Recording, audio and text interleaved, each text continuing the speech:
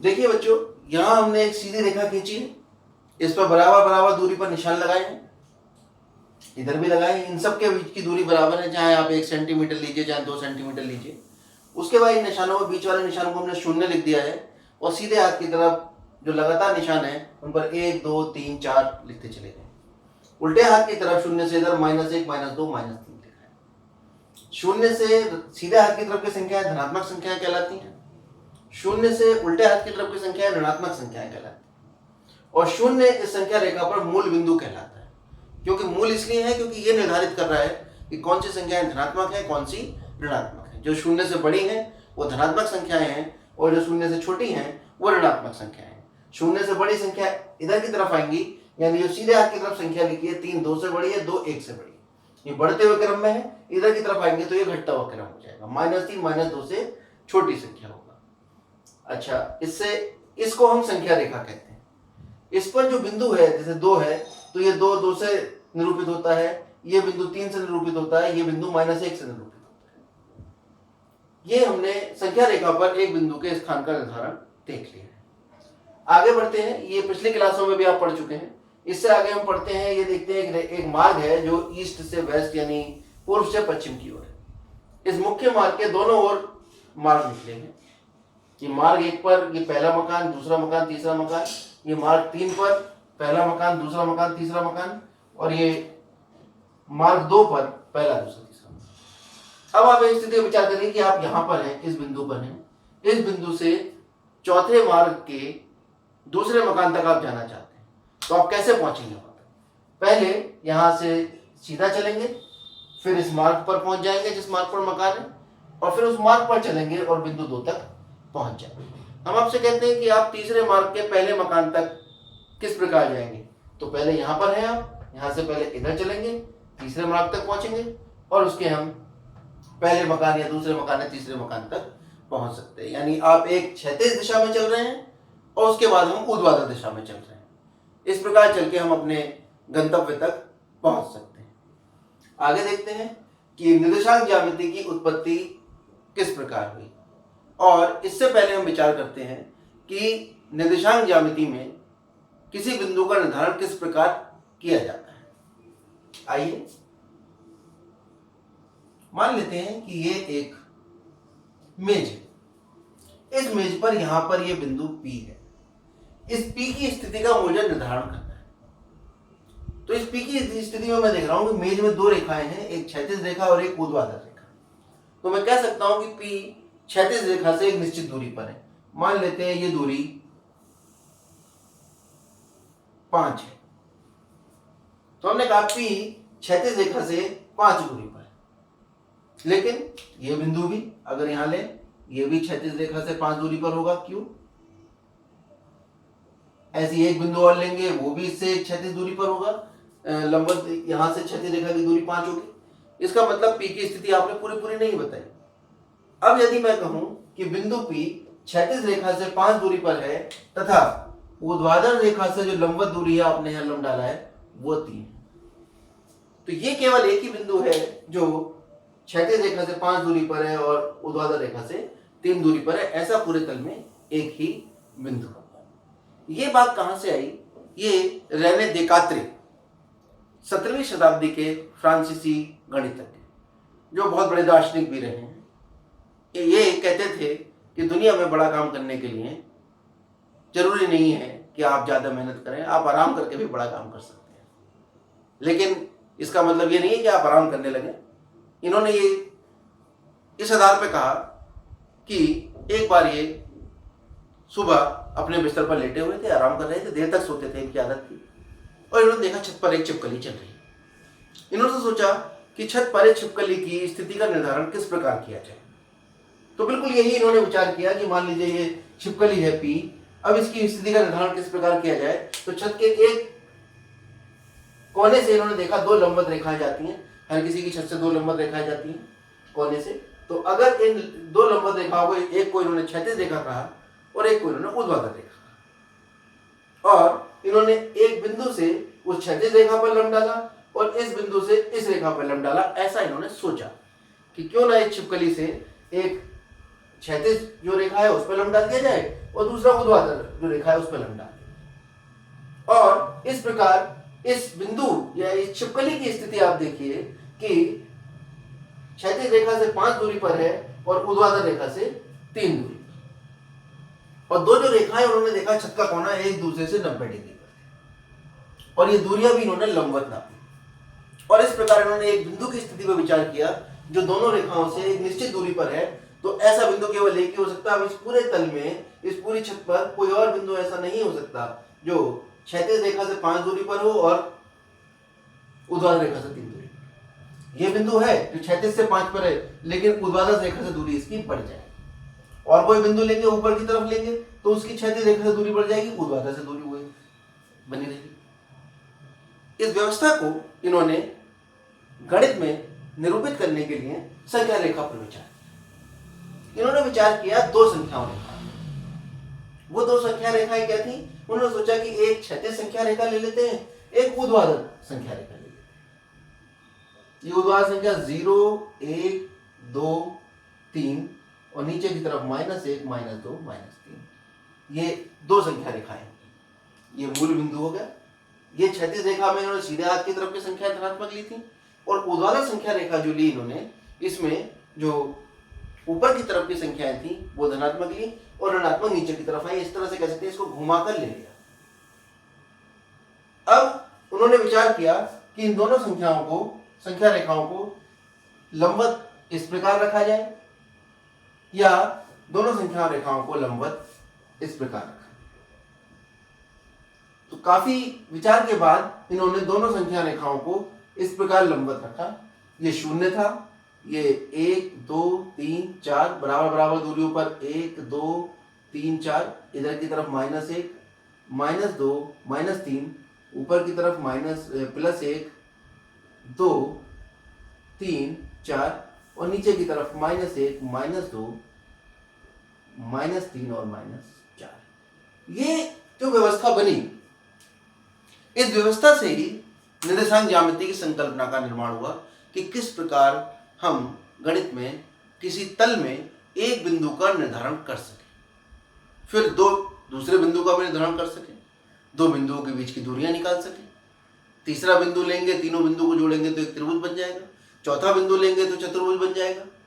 इस प्रकार गणित में जितनी भी ज्यामितीय आकृतियां हैं उन सबको हम एक तल में निरूपित कर सकते हैं और उनका अध्ययन हम इस प्रकार कर सकते हैं कि अगर उनके बिंदु की स्थिति ज्ञात है तो हम कैसे उनको समझ सकें और कैसे उनका क्षेत्रफल, कैसे उनके बीच की दूरी निकाल सकें। यह हम अगली कक्षाओं में पढ़ेंगे।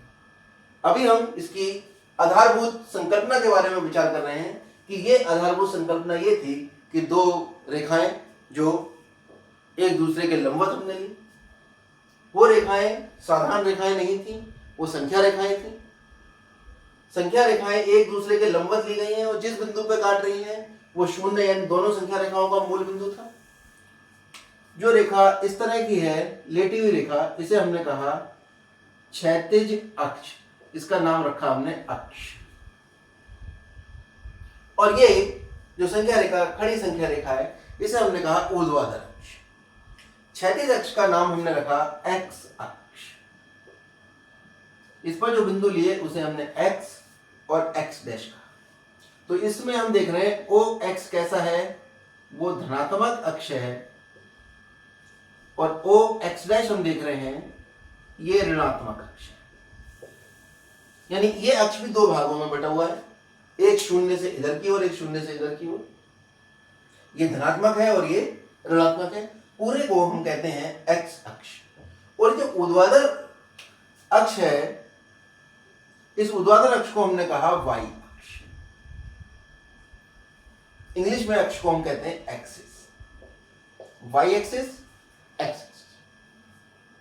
और जिस बिंदु पर ये दोनों अक्ष एक दूसरे को काट रहे हैं, ये कटान बिंदु कहलाया मूल बिंदु।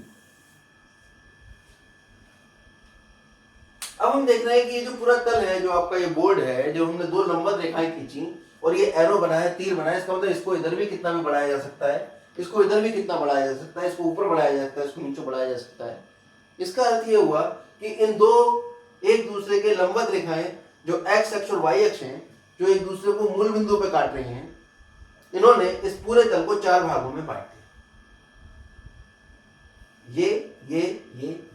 ये पहला भाग है, ये दूसरा भाग है, ये तीसरा भाग है और ये चौथा भाग। इन चारों भागों का नाम रखा गया और इन्हें कहा गया चतुर्थांश। यानी दो अक्ष जब एक दूसरे को लंबवत काटेंगी, एक को एक्स अक्ष और एक को वाई अक्ष कहा गया, कटान बिंदु को मूल बिंदु कहा गया, तो इनसे जो 4 भागों का निर्माण होगा, प्रत्येक भाग को चतुर्थांश कहा जाएगा। ये प्रथम चतुर्थांश है, ये द्वितीय चतुर्थांश है, ये तृतीय चतुर्थांश है और ये चतुर्थ चतुर्थांश है। इसमें चतुर्थांश सीधे हाथ की तरफ से एंटी क्लॉकवाइज हम लेना शुरू कर देते हैं। यहां से लेंगे प्रथम, द्वितीय, तृतीय, चतुर्थ। ये हमने यहां लिखकर बता भी दिया, फर्स्ट, सेकंड, थर्ड, फोर्थ। तो ये आपकी चतुर्थांश की संकल्पना हो गई। इस पूरे तल को, जिसमें हमने एक्स और वाई अक्ष बनाई, ये तल है पूरा। इस तल का नाम, क्योंकि रेने देकार्ते ने इस बात पर विचार किया था, उनके सम्मान में इस पूरे तल का नाम हमने रखा कार्तीय तल।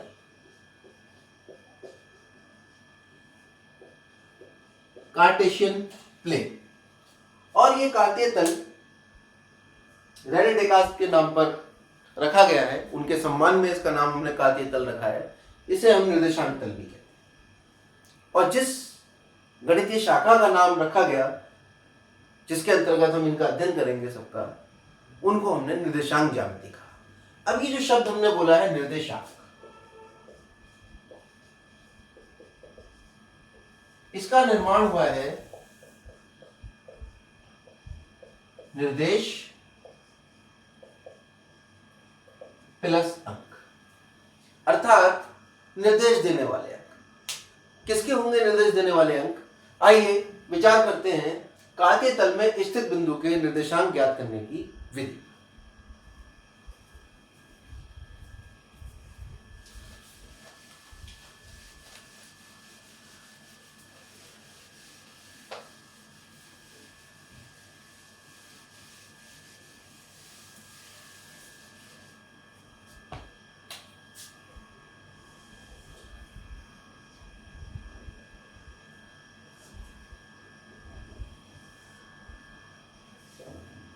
ये आपका मूल बिंदु आ गया 1, 2, 3, 4, 5, -1, -2, -3, -4, ये 1, 2, ये सब दूरियां बराबर होंगी। 1-1 सेंटीमीटर की दूरी ले लीजिएगा पैमाने से नाप कर। 2 रेखाएं लंबवत बनाइए, 1-1 सेंटीमीटर की दूरी ले लीजिए। मान लीजिए यहां पर एक बिंदु हमें दिया है, इस बिंदु का नाम P रखते हैं। इस P का मान, इस बिंदु को मैं इस तल में किस प्रकार निर्देशित करूंगा, उसी को जिस अंक से हम इसे निर्देशित करेंगे उसे निर्देशांक। ये जो अंक होता है जिससे हम इसे निरूपित करते हैं, ये ब्रैकेट में लिखा जाता है। और एक अंक से निरूपित नहीं कर सकते किसी बिंदु को, ये हमने अभी समझाया था आपको। तो इसके लिए 2 अंक होते हैं। पहले अंक को हम कहते हैं एक्स निर्देशांक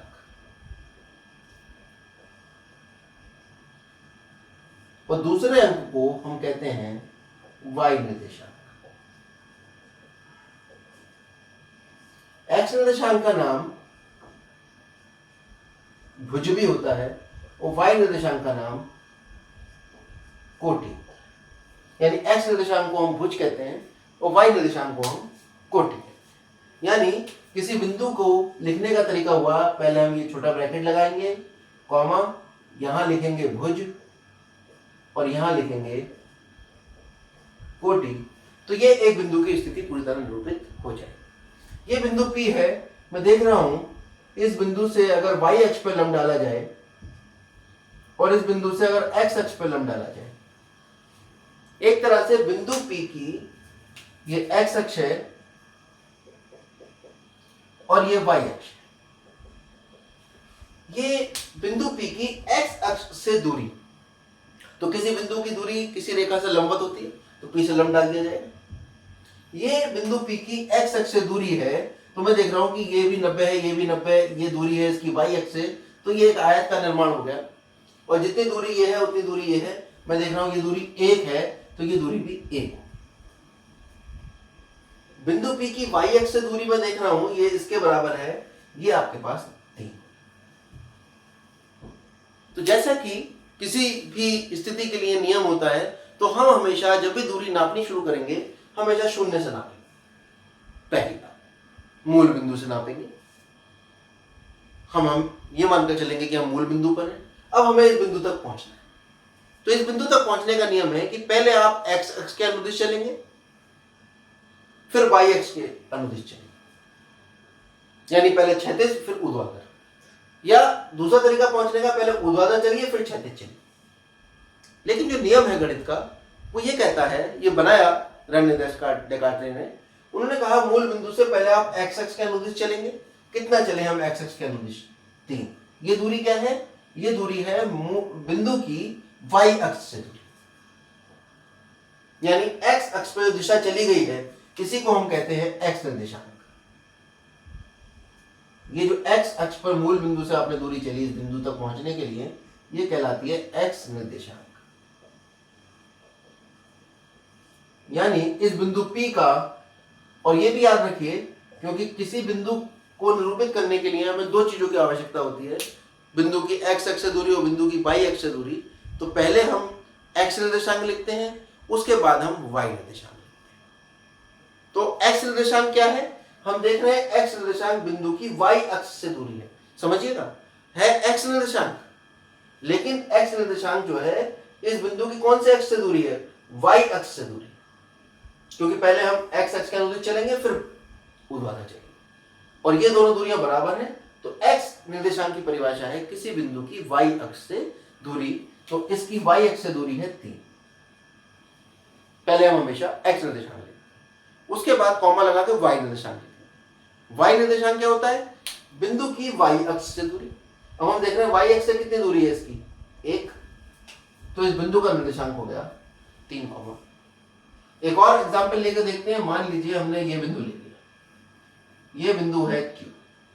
इस बिंदु का निर्देशांक लिखने के लिए मुझे पहले इसका एक्स निर्देशांक चाहिए, उसके बाद इसका वाई निर्देशांक चाहिए। एक्स निर्देशांक कैसे निकलेगा? उस बिंदु से वाई अक्ष पर लंब डाल दीजिए, एक्स निर्देशांक आ जाएगा।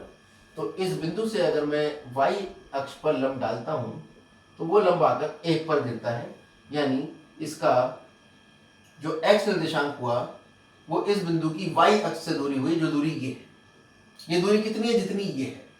और ये दूरी कितनी है? आप देखिए 0 से यहां तक कितनी दूरी है। अब मूल बिंदु से यह जब आप चलेंगे इस दूरी के लिए, तो ये दूरी आपके पास है, क्योंकि बाई दिशा में नापेंगे आप मूल बिंदु से, तो ये माइनस है तो 4, लेकिन मूल बिंदु के उल्टे हाथ की तरफ है सीधे हाथ की तरफ? मूल बिंदु से उल्टे हाथ की तरफ होगी, बाईं ओर होगी, तो ऋणात्मक होगी। तो ये दूरी कितनी है आपके पास? -4। और जब हम इसकी वाई निर्देशांक लिखेंगे तो हम इसके एक्स अक्ष पर लंब डालेंगे, और जब एक्स अक्ष पर हम लंब डाल रहे हैं तो देख रहे हैं ये जो लंब आया है ये इसके बराबर है। ये कितना है? 1। इसी प्रकार यहां एक बिंदु लेके देखते हैं, ये बिंदु ले लेते हैं R, इसके निर्देशांक मुझे ज्ञात करने हैं। तो पहले मैं इस बिंदु से वाई अक्ष पर ये लंब डालता हूं, फिर इस बिंदु से एक्स अक्ष पर।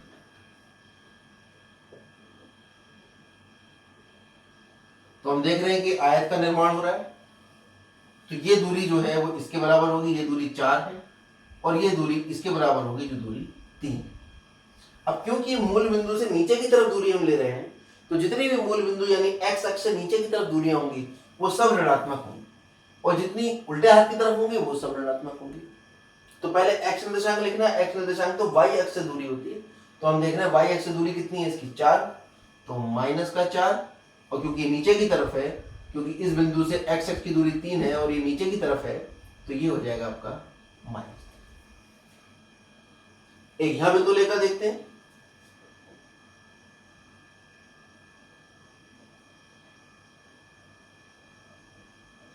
इस बिंदु पर विचार करते हैं। इस बिंदु से जब मैंने एक्स वाई अक्ष पर लंब डाला है तो इस लंब की लंबाई ये आ जाएगी। ये दूरी कितनी है? 5। और जब मैं इस पर एक्स एक्स पे लंब डाल रहा हूं तो ये दूरी आ जाएगी जो एक्स एक्स पे लंब डाला है, कितनी है 3, लेकिन ये नीचे की ओर है इसलिए ये -3। इस तरह से हम किसी दिए गए बिंदु के निर्देशांक ज्ञात कर सकते हैं। बहुत ही आसान तरीका है। आयत बनेगा, आयत आपको दिख रहा होगा, उस आयत में हम देखेंगे एक्स एक्स से दूरी अगर हम देख रहे हैं तो ये वाई निर्देशांक होगा, और वाई एक्स से दूरी अगर देख रहे हैं तो ये दूरी आपकी एक्स निर्देशांक। तो ये हमने सीखा कि कैसे किसी तल में दिए गए बिंदु के निर्देशांक ज्ञात करें। इसके बाद आइए समझते हैं कि कैसे किसी तल के बिंदु का चतुर्थांश का हम निर्धारण कर सकते हैं। हम देख रहे हैं कि ये चतुर्थांश है प्रथम, ये चतुर्थांश है द्वितीय, ये चतुर्थांश है तृतीय, और ये चतुर्थांश है चतुर्थ। इस चतुर्थांश में जो भी संख्याएं होंगी उसका x भी धनात्मक होगा और y भी धनात्मक होगा, क्योंकि इस हाथ में और इस हाथ में। इस चतुर्थांश में जो भी संख्याएं होंगी, बिंदु होंगे, उन बिंदु के निर्देशांकों में x निर्देशांक ऋणात्मक होगा लेकिन y धनात्मक होगा, क्योंकि मूल बिंदु से उल्टे हाथ की तरफ है तो x ऋणात्मक और ऊपर की तरफ है तो y धनात्मक। इस चतुर्थांश में मैं देख रहा हूं x भी ऋणात्मक होना चाहिए और y भी, और चौथे चतुर्थांश में x धनात्मक होना चाहिए और y ऋणात्मक होना चाहिए। तो यहां से हम किसी बिंदु को देखकर ही बता सकते हैं कि उसके निशान की प्लस है या माइनस, प्लस माइनस वाला कौन सा चतुर्थांश में आएगा, चौथे। x और y दोनों धनात्मक है पहले, x ऋणात्मक है y धनात्मक है दूसरे चतुर्थांश में वो बिंदु स्थित हो। इस तरह से हम पहले निर्धारण करेंगे चतुर्थांश कौन से बिंदु कौन से चतुर्थांश में है, उसके पश्चात हम उस बिंदु की स्थिति का बिंदु की सहायता से निर्धारण कर सकते हैं। आइए अब आगे देखते हैं कि किसी दिए गए बिंदु के निर्देशांक लिखने की विधि।